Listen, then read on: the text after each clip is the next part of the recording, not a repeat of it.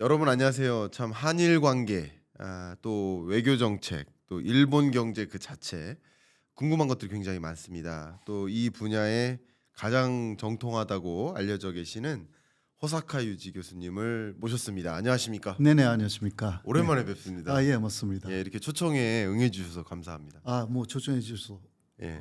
고맙습니다. 예. 네. 아마 우리 대한민국 국민 여러분들이 다 알고 계실겠지만 그래도 혹시나 모르니까 인사 한번 부탁드리겠습니다. 예. 저는 지금 그 세종대에서 가르치고 있는 호사카 유지라고 합니다. 1988년에 한국에 왔고요. 그리고 2003년에 한국 국적을 완전히 취득했기 때문에 현재 한국 사람이고 이름만 일본 이름을 갖고 있습니다. 정치 외교를 쭉 공부하고 학교에서도 가르치고 있습니다. 오늘 잘 부탁드리겠습니다. 네. 아유 감사합니다. 교수님 이렇게 갈수록 나이를 거꾸로 그거는 너무 드시는 것 같습니다. 아주 좋게 봐주시는 몇 것이고 년 전부터 배워왔는데 뵐수록 더 이렇게 젊어지셔가지고. 예, 지금 그래도 건강에 많이 유의하는 것은 그러시군요. 확실하게 왜냐하면 예, 나이가 좀 있고 해서 예, 오히려 쭉 활동을 하기 위해서는 건강이 대단히 중요하지 않습니까? 그렇습니다.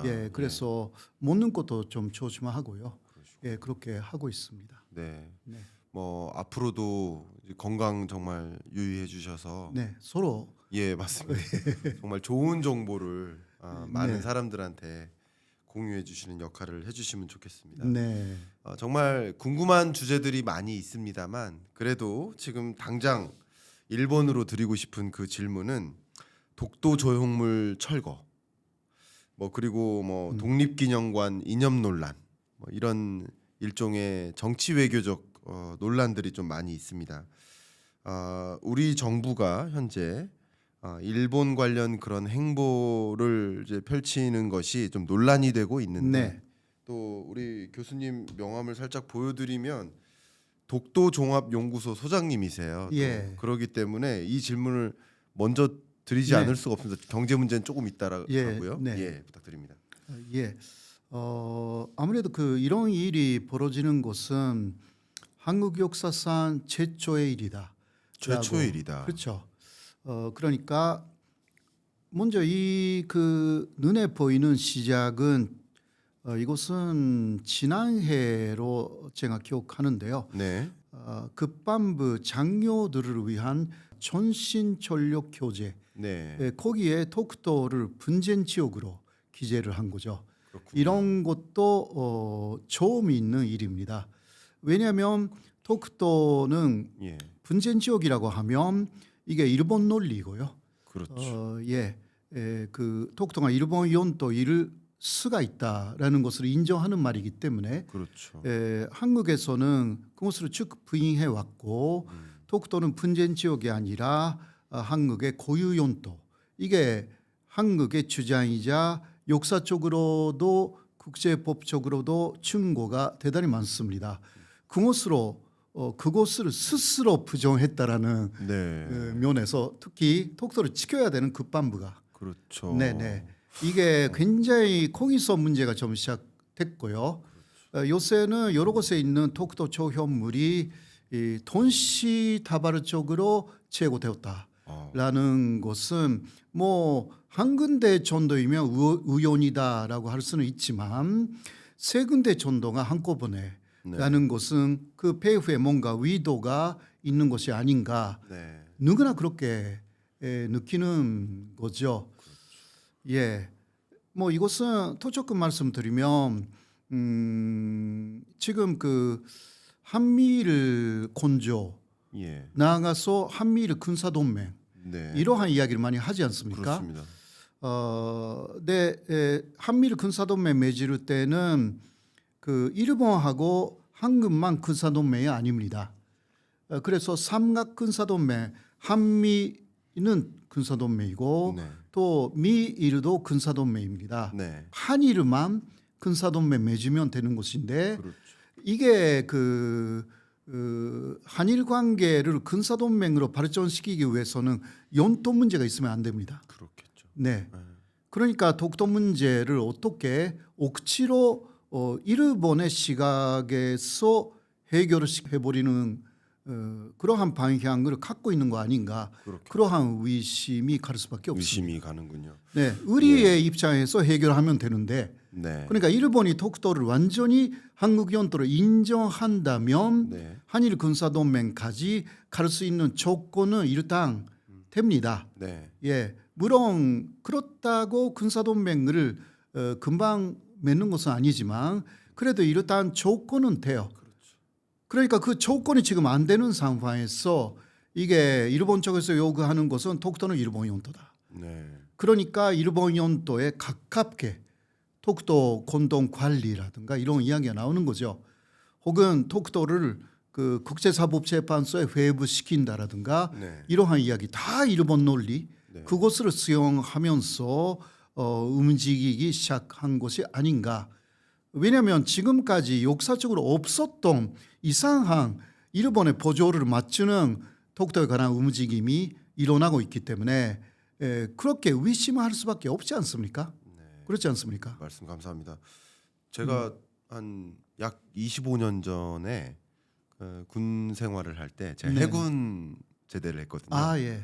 그래서 이제 동해에서 근무를 했어요. 아 그러면 이제 저희 같은 해군은 그 영해권을 지키는 거예요. 배 그렇죠, 타고 그렇죠. 배 타고 영해권을 네. 다니는데 독도를 이제 자주 봤습니다. 아, 동해에 근무를 했으니까 당연히 예.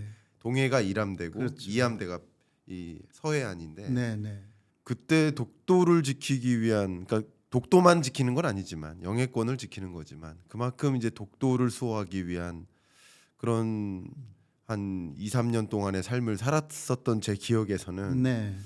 이런 행보가 아마 다른 많은 국민도 이해가 좀 안 가는 부분이 있을 수 있겠는데 네. 저도 이제 이렇게 해외에 나가거나 할 때 이제 일본 전문가분들을 뵐 때가 있지 않습니까? 네네. 일본인 전문가. 네네.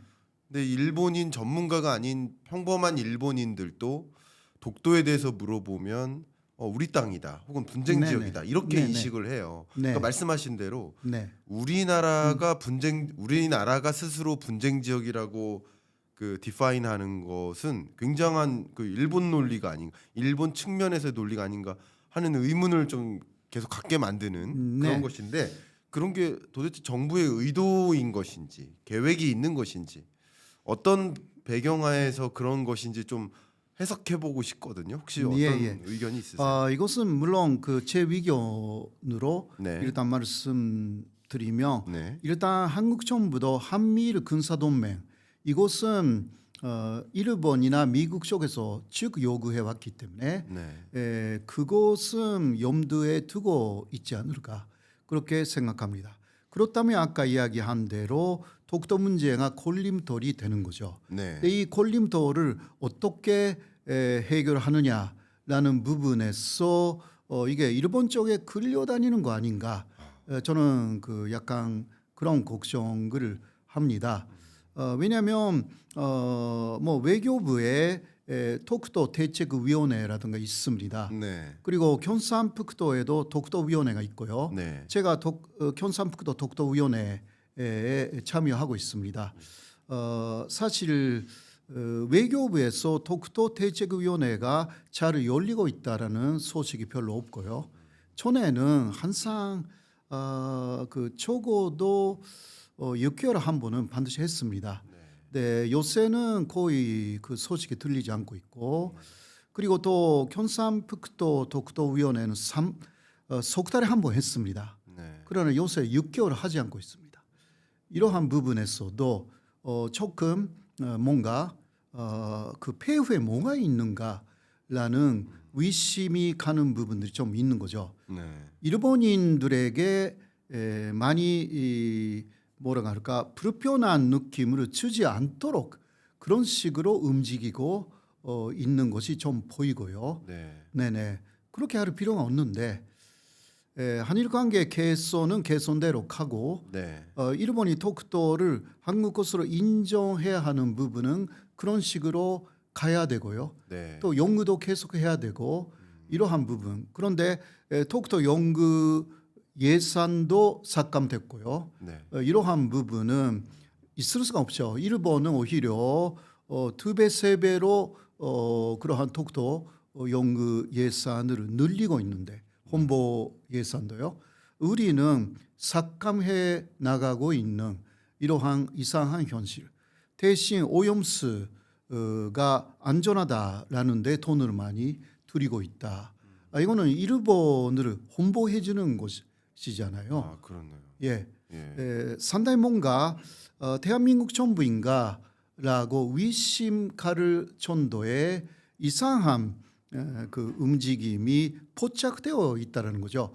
그것은 국민들은 바보가 아니기 때문에 네. 다 느끼는 거죠. 예. 저뿐만이 아니라 그러니까요. 언론도 그렇고요.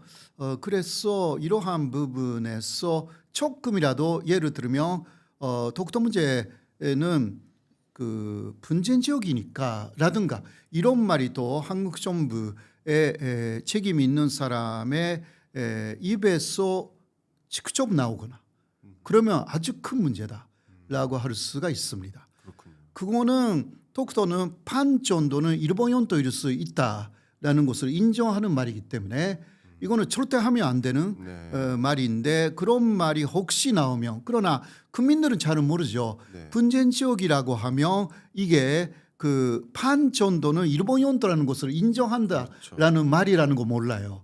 그러니까 그러한 애매한 부분을 그 뭐라 할까 활용하면서 이용하면서 한국 정부 고위층에서 그러한 말이 나오거나 독도를 군사적 요충지로 한미를 공동으로 이제 이용하도록 하자라든가 이런 말이 나오면요 큰 문제가 됩니다. 그 경우는 미국도 들어오지만 일본도 독도에 들어오잖아요. 그런데 일본은 모든 게 끝난 이후에 절대 나가지 않습니다. 왜냐하면 일본은 독도가 일본 영토라는 걸 주장하고 있기 때문에. 예. 이렇게 해서 한일 간에서 독도 문제가 본격적으로 분쟁 지역화가 되는 것인데 일본이 그것을 노리고 있는 거죠. 그렇군요. 네. 참 걱정이 많이 됩니다. 우리가 네. 뭐 경제 얘기도 좀 이따 하겠지만 경제 얘기에 앞서서 이런 외교 분쟁 이런 거는 굉장히 큰 치명타를 주거든요. 네. 제가 교수님하고 처음 그 같이 방송 출연했었던 네. 시점이 2019년에 네. 그 일본의 그 반도체 핵심 소재 예, 공급 예. 차단 네. 네. 그걸 결정 내렸을 때 네. 같이 이제 대담하는 어떤 방송에 출연을 했었거든요. 네. 그러니까 그런 일본은 어쩌면 호시탐탐 그런 어떤 공격을 고민해 왔고 고민하고 있는데 우리는 오히려 이걸 분쟁 지역이라고 소위 의사결정자가 그렇게 표현하는 것이 악용될 소지가 굉장히 많지 않을까 하는 걱정도. 굉장히 그렇죠. 예. 예를 들면 지금은 급반 장관을 그만두셨고 네. 또 지금은 그 국가안보실장이 대신 그 신원식 예. 전 급반 장관은 거기 장관 이전에 예. 또 국회의원도 아니었을 시절에는 독도는 분쟁 지역이라고 주장하고 계셨거든요. 예. 네, 장관이 되셨을 때는 아니 지금은 이제 장관이 되었기 때문에 네. 개인적인 위교는 말하지 않겠다라든가 그런 취지로 말씀하셨는데 그러나 머리가 그렇게 바뀌나요? 그렇지는 않죠. 그러니까 그분이 장관이었던 시절에 아까 이야기한 전신 그 교재 예. 부분에서 독도는 그 분쟁 지역으로 기재가 됐고요. 네. 네. 보통 그 교재를 만들 때는 그 외부에 있는 전문가를 다 포함시켰습니다. 저 같은요. 네. 예, 그냥 내부에서만 하지 않고 외부 전문가들이 들어가서 만들어야만이 객관적인 그렇죠. 교재가 나오니까. 네. 그런데 이번에는 급반부 안에서만 만들었다고 합니다. 그거 위험한데요. 상당히 위험하죠. 예. 예, 네, 이러한 모든 부분이 의심스러운 내용이다. 그러니까 신원식 장관도 이 문제가 일어났을 때 마지막 부분은 자신이 체크하지 못했다. 네. 이런 이야기를 했어요. 네. 그러면 마지막 부분은 못됐다고 하더라도 그 이전까지는 체크했다라는 이야기니까 이게 또 문제가 되는 이야기고요. 이거는 뭐 진상이 실제로 어땠는지는 더 이상 조사가 없었기 때문에 왜냐하면 윤 대통령이 즉각 2만 부 정도인데 회수해라 네. 이렇게 했기 때문에 그것으로 해결된 것으로 현재 되어 있는데 그러나 더 그 심각한 문제 그거는 신원식 장관뿐만이 아닙니다. 네. 이게 전체적으로 그런 식으로 한미를 삼각군사동맹 쪽으로 가기 위해서는 장애물을 제거해야 되기 때문에 네. 이런 것은 톡톡뿐만이 아니라 네. 많은 부분에서 장애물을 제거해 나간다라는 하나의 공감대가 이 정권에 있을 경우는 그리고 일본하고 미국에도 있고요. 그 경우는 그 독도 문제 같은 것을 아주 작은 문제로 오판하는 우려가 있다. 그렇게 대단히 걱정이 됩니다. 말씀 감사하고요. 저도 정말 좀 걱정되고 좀 충격적이고 그런데요. 얼마 전에 교수님이 또 충격적인 말씀을 해주셨어요. 그게 네. 뭐냐면 한국하고 일본의 이제 극우 세력이 있는데 그 극우 세력의 그 중간 역할, 그 밀정 세력이라고 하죠. 네네. 뭐 국정원 출신도 포함되고 네네. 이런 밀정 세력이 있다라고 말씀을 주셨고 네. 그게 정말 충격적이었고 그래서 이 부분을 좀 명확히 설명해 주시기를 좀 부탁드리려고 합니다.